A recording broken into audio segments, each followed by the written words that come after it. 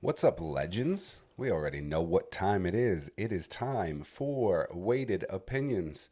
Guess what? We are all the way at episode 10. It's a little milestone this week. I know, it's early on. I thank all of you that have been here since the start and continue to tune in.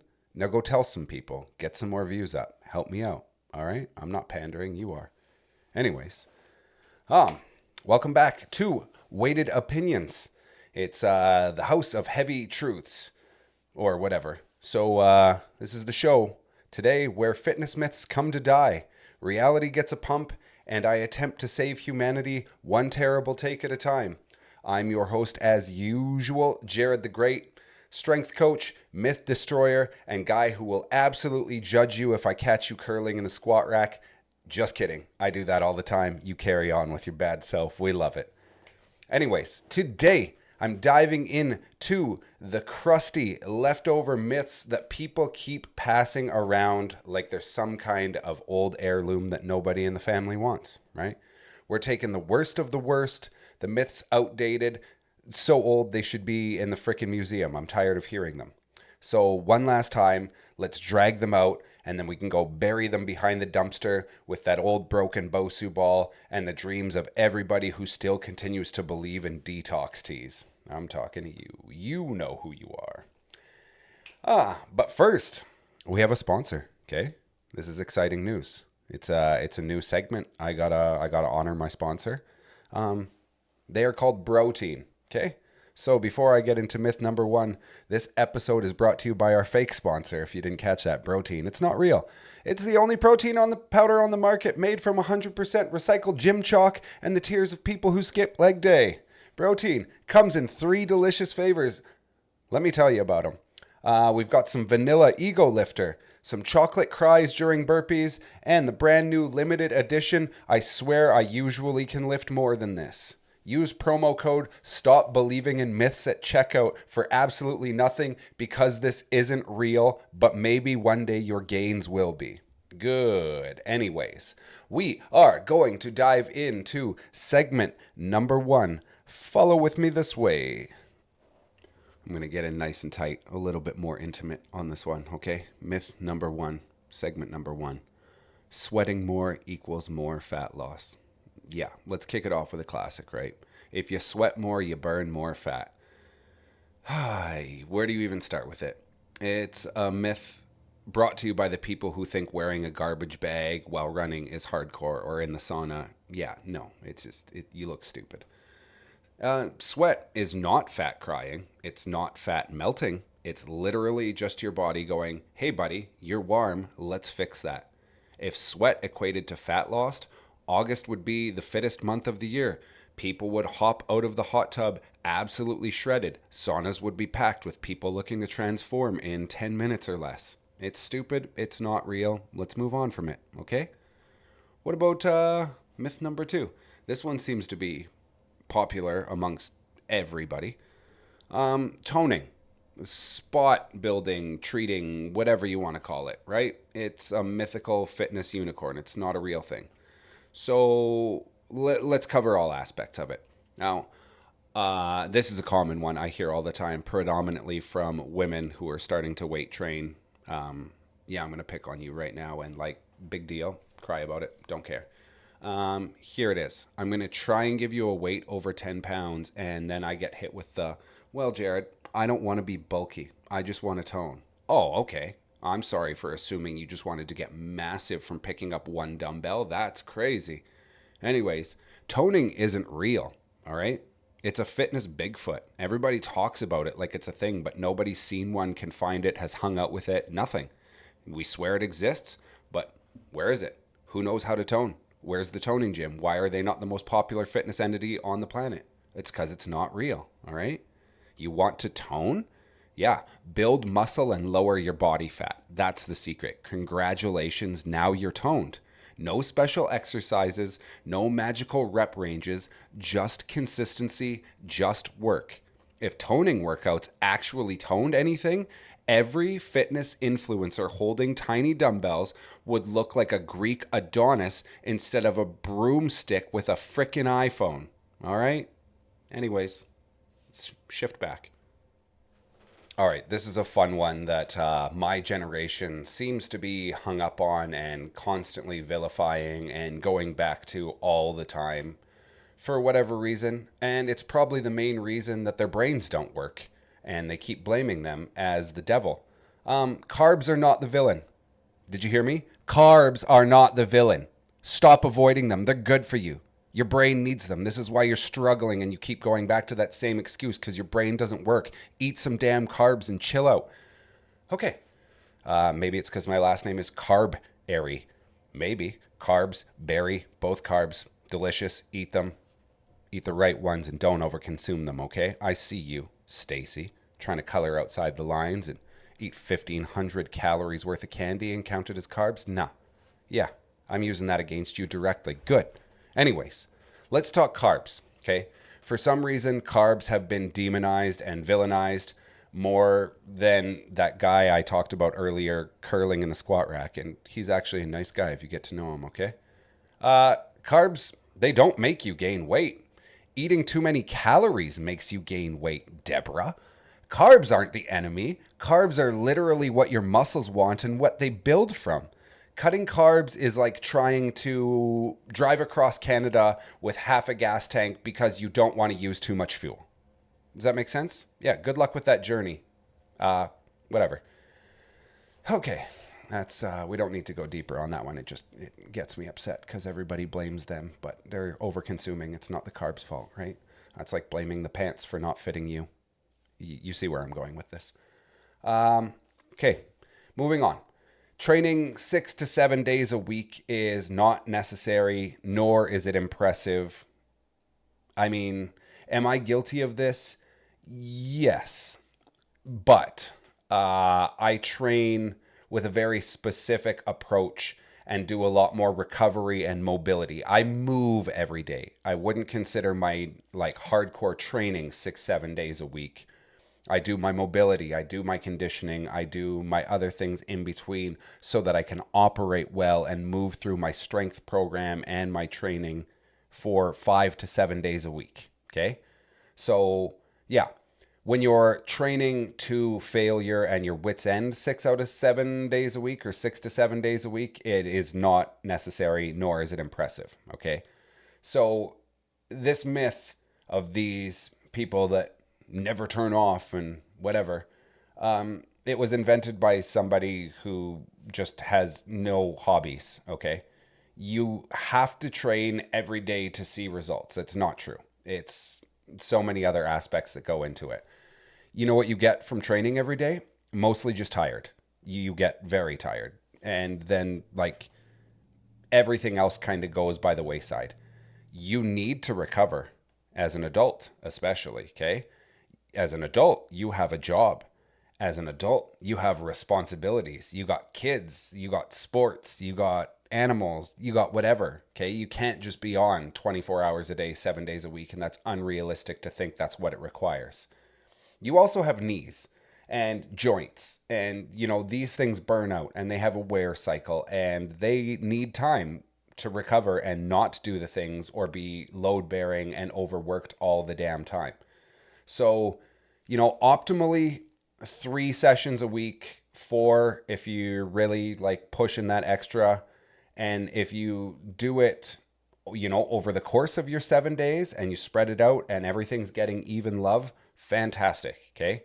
If you're doing 7 sessions a week, going balls to the wall 100% of the time, you're a caffeinated squirrel that's going to die. All right. I don't know how else to put it. I'm not going to make things pretty or sugarcoat them today. If you're doing that, you're overtraining, you're stupid, you're going to burn out and you're going to regret it.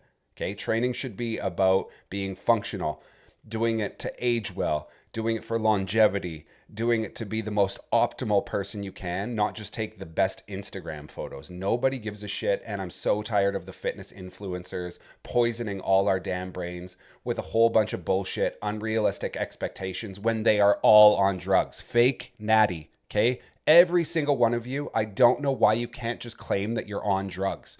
Congratulations. You still put in the hard work. Your diet is still pretty locked in, and you bust your ass. But stop trying to convince new people, naive people, whatever, people that don't know any better, that you're natural and it's just hard work. You're full of shit. You're full of drugs and nobody cares. Okay. Get over it. Move on. Anyways, we're going to go back this way again. I'm going to jump into something I already kind of like touched on with your toning and whatnot. Spot reduction or fat reduction is a fairy tale. It's not a real thing also, right? There's businesses out here claiming they can freeze fat cells and melt it off of you, and like just the absurdity to get more money from your hands. And sorry, not sorry, so many of you are so desperate to see the results without doing the work that you'll pay anybody anything for the most ludicrous claims on the planet. Okay? The magic you're looking for is in the work you're avoiding. I'm going to keep using that quote because it is one of my favorites.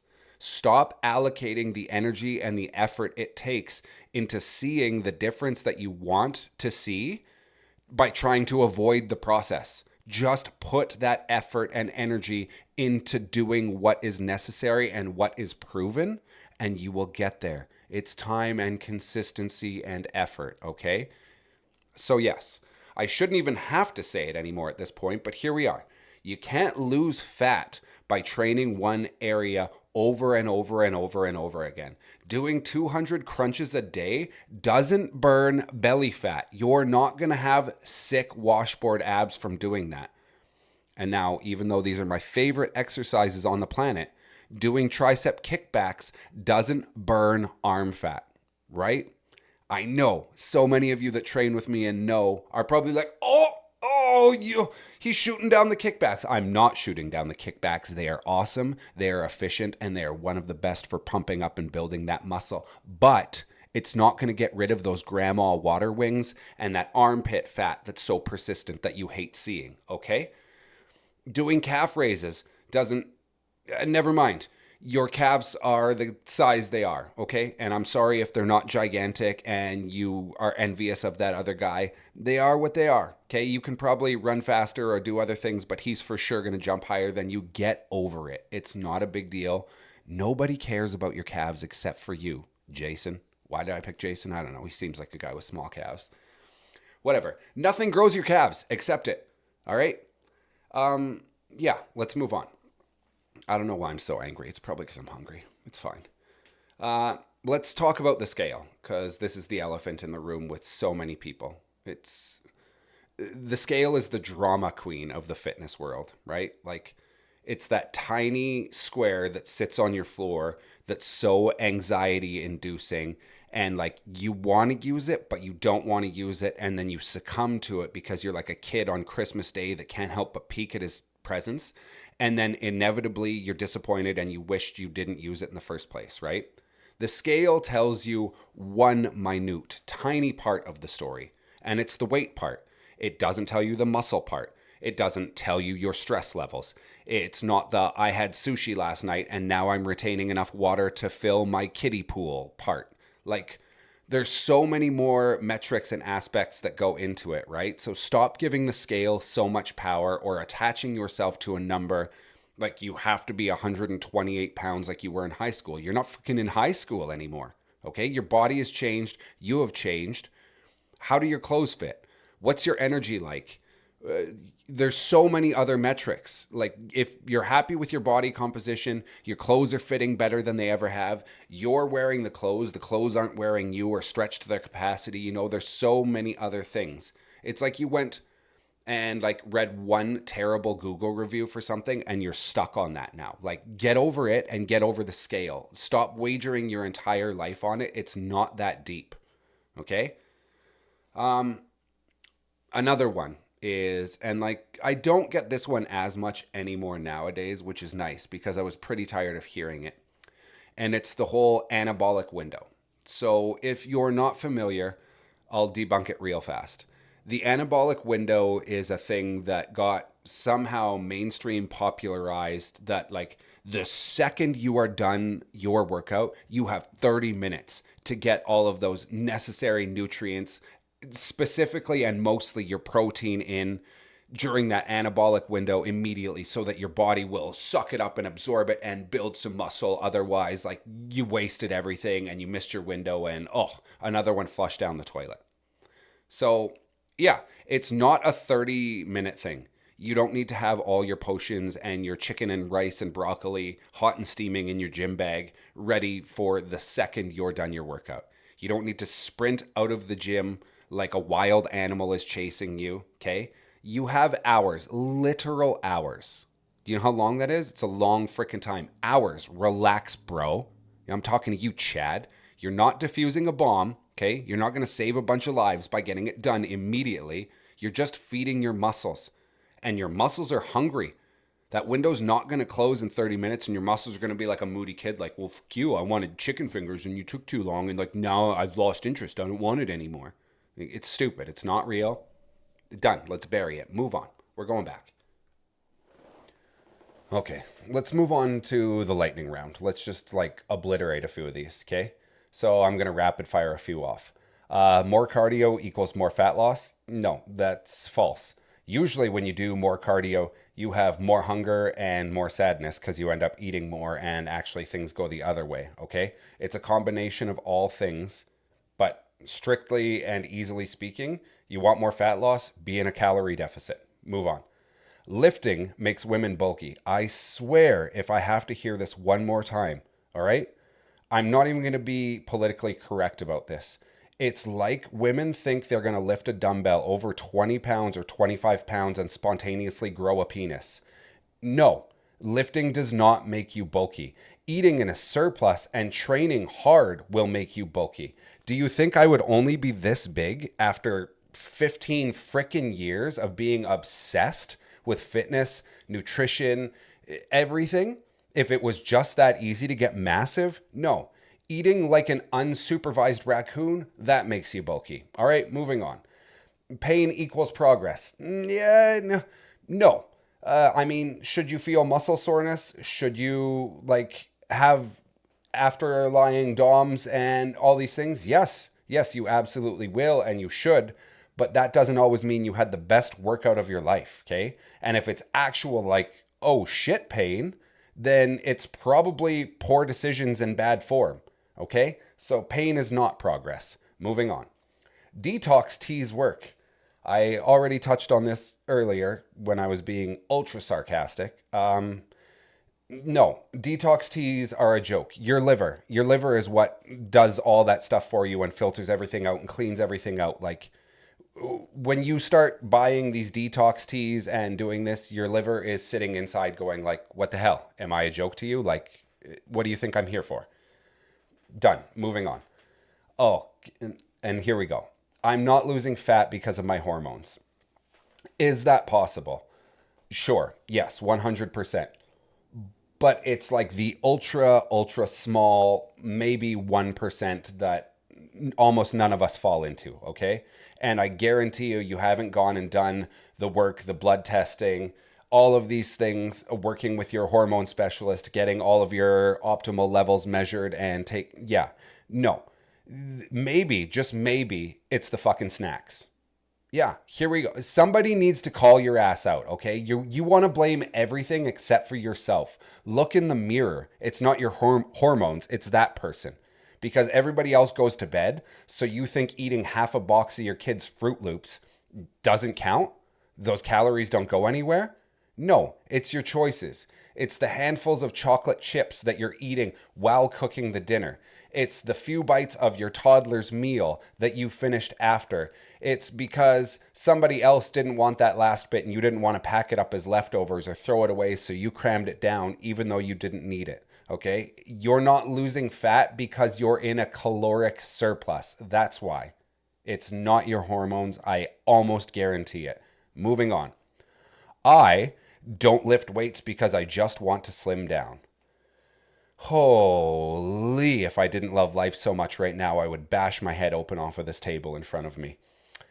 It's literally what lifting weights does. Welcome to science, okay? You want to get slimmer, you want to be more toned, you want to burn that persistent armpit fat, and the whatever we were talking about, lift the weights. You're not going to get huge and just be the most massive man on the planet. Like, lift the weights, okay? Stop lying to yourself and stop making excuses. That's it. Moving back.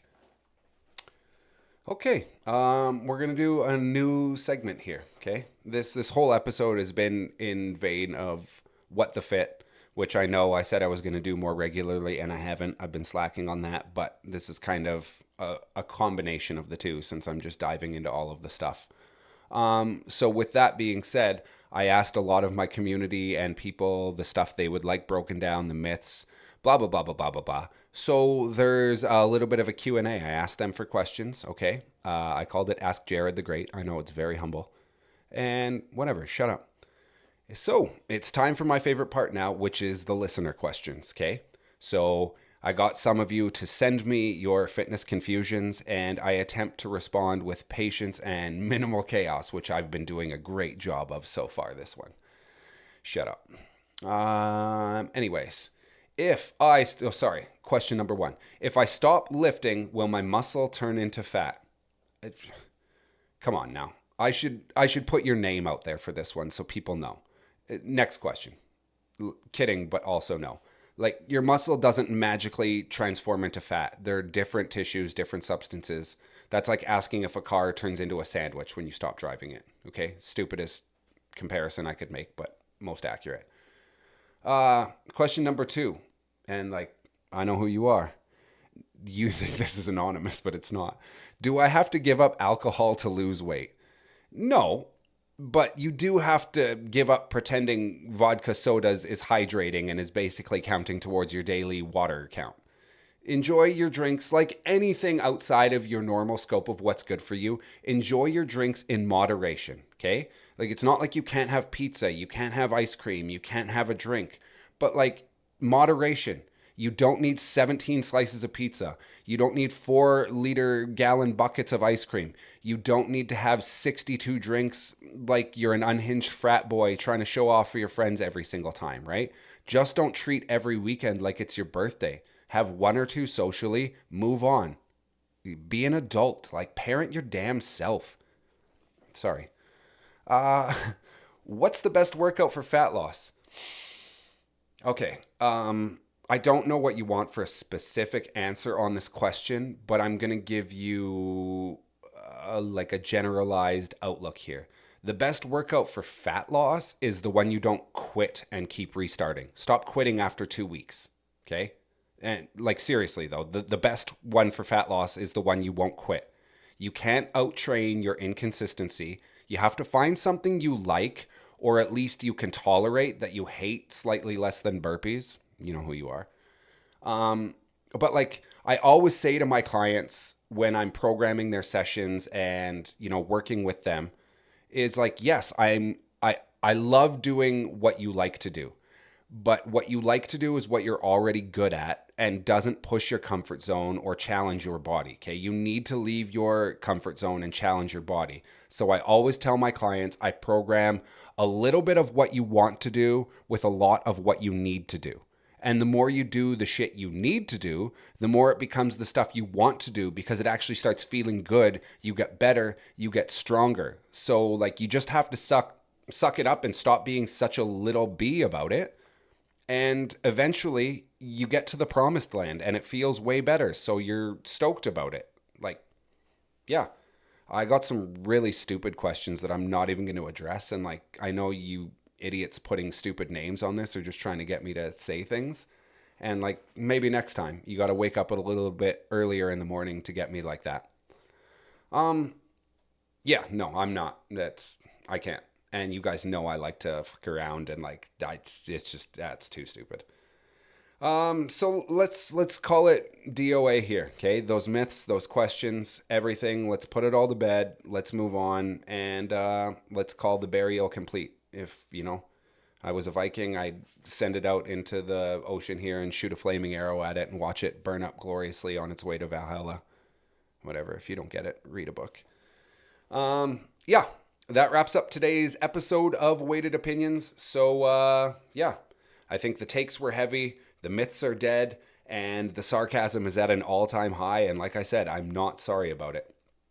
If you laughed, if you learned something, or suddenly realized that detox tea you just spent $158 on was a scam, sorry about that. Not sorry. Please hit that follow button, leave a review, send this to your gym friend who still believes that sweating equals fat loss. I don't care. Let's just share it and get it out there.